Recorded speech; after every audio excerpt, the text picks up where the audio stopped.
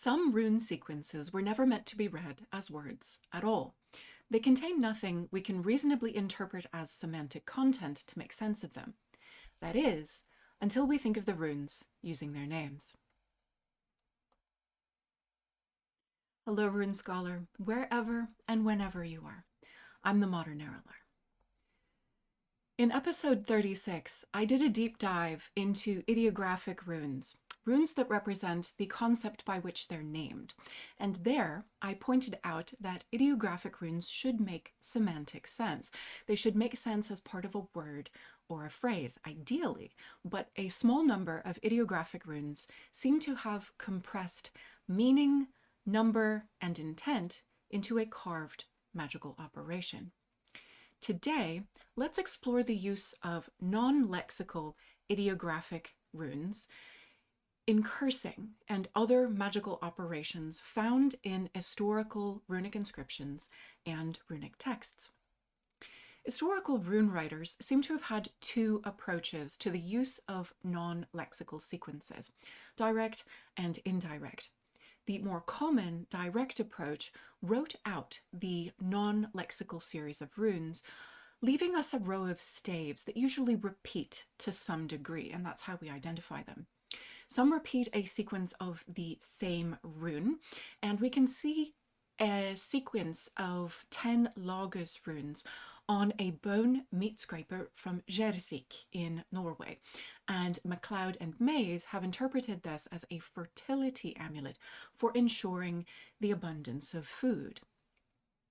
On the Lindholm amulet, the non-lexical portion of the inscription on the bottom runic row here combines 8 ós-nauðr-þurs runes with 3 algis, at least 3 and possibly 4 ós-nauðr-þurs runes, and 3 Tiwaz runes, followed by the blessing Alu. This runic sequence could have been an invocation of deity, as the ós-nauðr-þurs and its later form Ós are both associated with the gods generally, and Odin in particular, though Tiwaz was the name of the deity that you may know as Tyr. And there may have been a very good reason for these 3 Tiwaz runes that I'll come back to later. The indirect approach is less common, but more clearly magical in its function. In this approach, the rune writer makes a statement that described what looks like a specific number of ideographic runes instead of writing them out. On the 11th century Sigtuna 1 amulet, the rune writer tells the disease, "Have for yourself 9 needs," summarizing the application of the runic cure instead of writing out, in this instance, 9 ós-nauðr-þurs runes. So now that we have an idea that historical rune writers either wrote out a specific rune a particular number of times to achieve a desired effect, or they could have summarized this action more abstractly by referring to what may have been a particular number of ideographic invocations, we could reasonably extrapolate that a full magical operation by a rune carver or writer could incorporate both the carving action of a particular rune or phrase or series of runes, and the incantation or the chanting of a Galdr, a poetic charm that refers to the carving action, and that connects the action to the desired effect. And this is, in fact, the exact operation described toward the end of Grettissaga and Skírnismál, where a cunning woman, Thorid, cut runes on a driftwood log. She reddened them with her blood and spoke an incantation while walking against the direction of the sun around the log to empower the curse. So now that we have an idea how historical rune writers could have deployed ideographic invocation in their runic inscriptions, which runes were used for ideographic invocation? We already saw the Lagos on the Gjersvik bone scraper and the ós-nauðr-þurs and other runes on the Lindholm amulet. The Gummarp stone has unfortunately been lost to a fire, but drawings made of its inscription tell us that Hath the wolf set 3 staves, followed by 3 fehu runes. It's hard to interpret these as anything other than an ideographic invocation of the concept represented by fehu, wealth.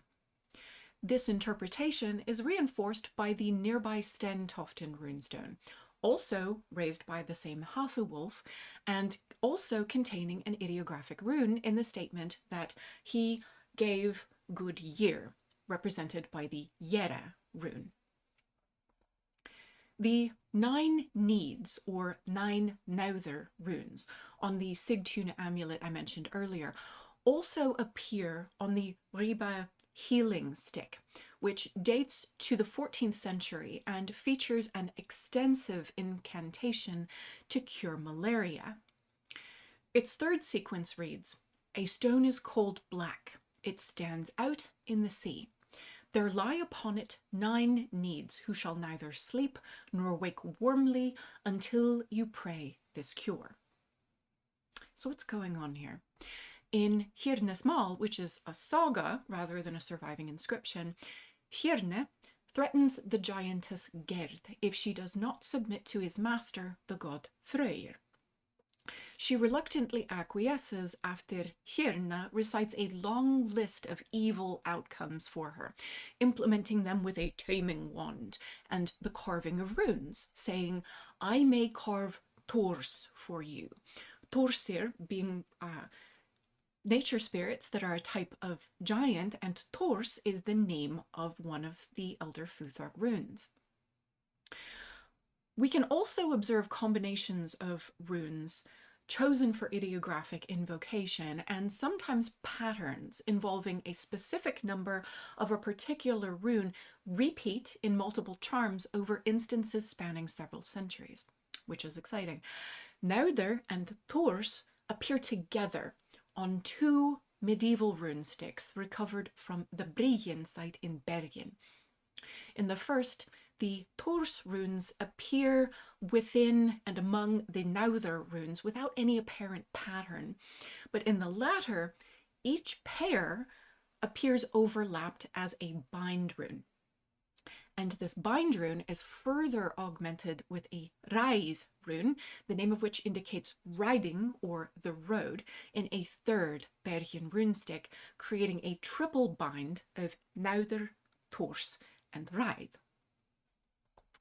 The 12th century runestick from Lodøse in Västergötland looks at first reading to contain a different triad of 3 þurs, 3 nauð, and 3 ós runes. The ós here again likely representing gods, but the rune writer here has very carefully cut inside each þurs rune a nauðr and an ós. So it's more than just 3. It's a more complex sequence than that. So how do we know that any of these last 4 inscriptions have anything to do with magic? Because Michael Schulte is very right to point out that it's not always easy to distinguish between texts that potentially contain meaning and those that do not. We can guess that these may be magical because this ós-nauðr-þurs triad repeats. In the Galdrabók's so-called fort runes, 8 ós runes, 9 nauðr runes, and 13 þurs runes are theoretically supposed to turn a recipient's stomach gaseous, causing farting.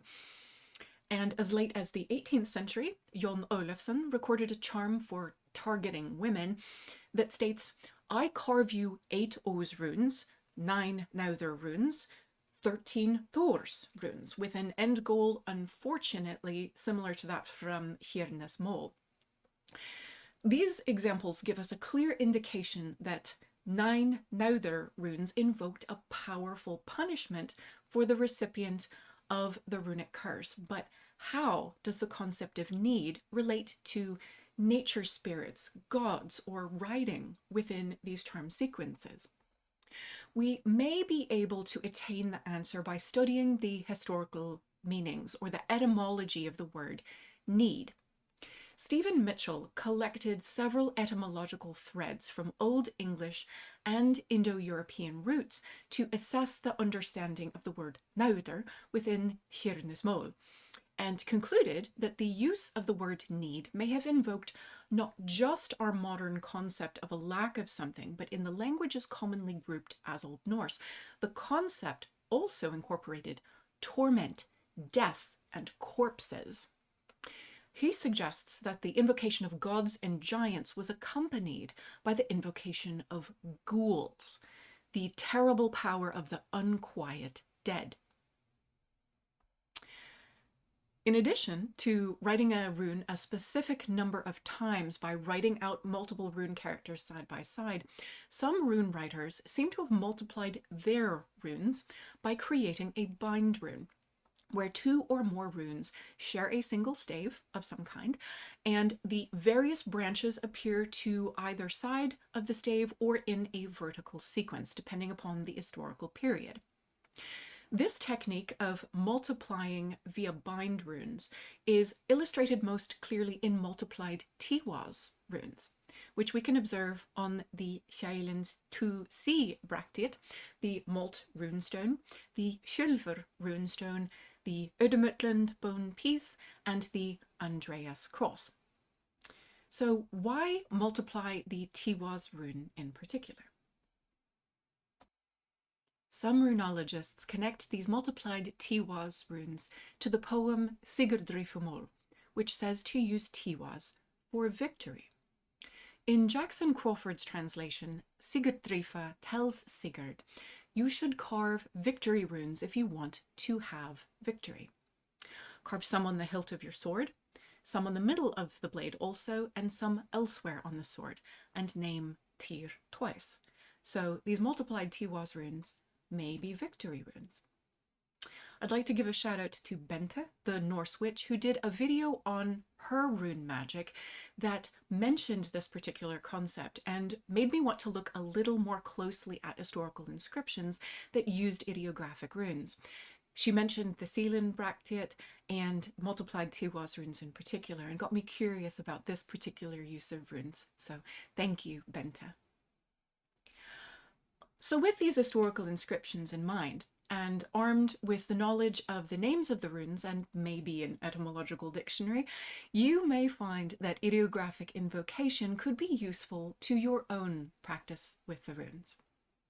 Thank you for reading the runes with me, the Modern Erilar.